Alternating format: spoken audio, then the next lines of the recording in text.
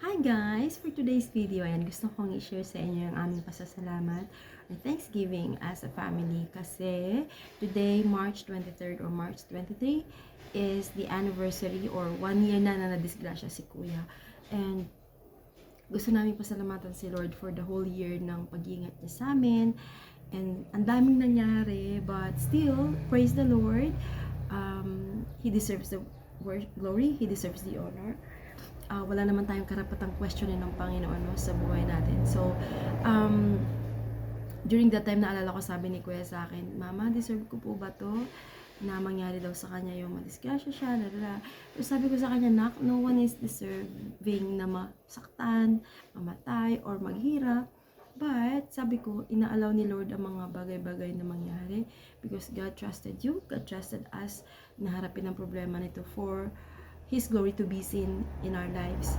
And maging testimony mo ito someday, maging testimony natin to kung gaano kabuti si Lord na wala tayong pagkukunan, pero how the Lord provided, how the Lord used people para ma-provide yung pangailangan namin. Na sa ospital ang laki-laki ng gastos, no? More than 500,000 yung gastos namin in total, kasama yung mga gastusin sa labas. Pero the Lord has been so good to us talaga, and until now, the Lord is good, and I know that the Lord will still be good and faithful in our lives. At yun, gusto ko lang ibalik ang papuri sa Kanya kasi sa kabila ng naranasan ni Kuya, akala hindi mo iisiping mabubuhay pa siya noon kasi wala siyang gasgas sa labas, pero yung loob niya wasak ng mukha niya. And now, may changes na sa buhay niya kasi titanium na yan dyan. Very sensitive na, fragile na yung mukha niya. So, mararamdaman mo dito yung kanyang, yung nilagay na titanium dito kasi na-crack dito niya, na-crack yung dito niya. So, yung gilagid niya both crack. Pero, ang sabi ng dentist, isang ngipin lang daw ang nawala kay Kuya. Alam mo, pinapasalamatan ko kay Lord talaga. Grabe, amazing si Lord kasi hindi nabasag yung mga ngipin ni Kuya. Kasi kung nabasag yun, ang hirap i-construct ng doktor, walang sasabitan ng brace. Buti na lang hindi nawala yung mga ngipin niya kasi talagang kinapitan yun ng brace para ma-align ulit yung jaw niya. And salamat sa Lord sa mga doctors na ginamit niya kasi grabe, hats off ako sa kanya. Kung hindi mo kilala yung anak ko at makita mo siya in person, parang hindi mo iisipin na nakataan siya ng surgery kasi ang linis ng pagkagawa nila.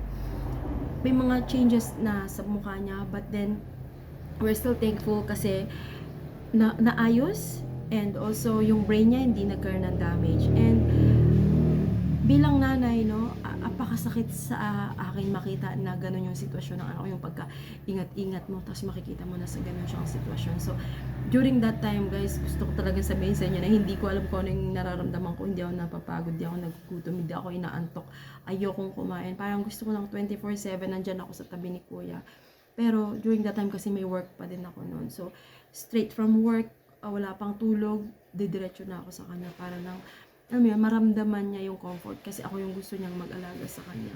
And talagang nasubok kami as family, nasubok yung aming faith kay Lord, nasubok yung relationship namin sa isa't isa, nasubok yung relationship namin sa ibang tao, yung nakakatuksong magalit doon sa tao na nakadisgrasya kay Kuya. Pero of course, hindi rin naman nila sinasadya yun.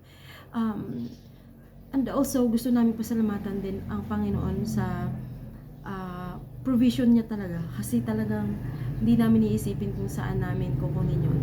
And during those times, ang iniisip ko na lang is, Lord, you are good. And thank you for trusting us sa problema na to.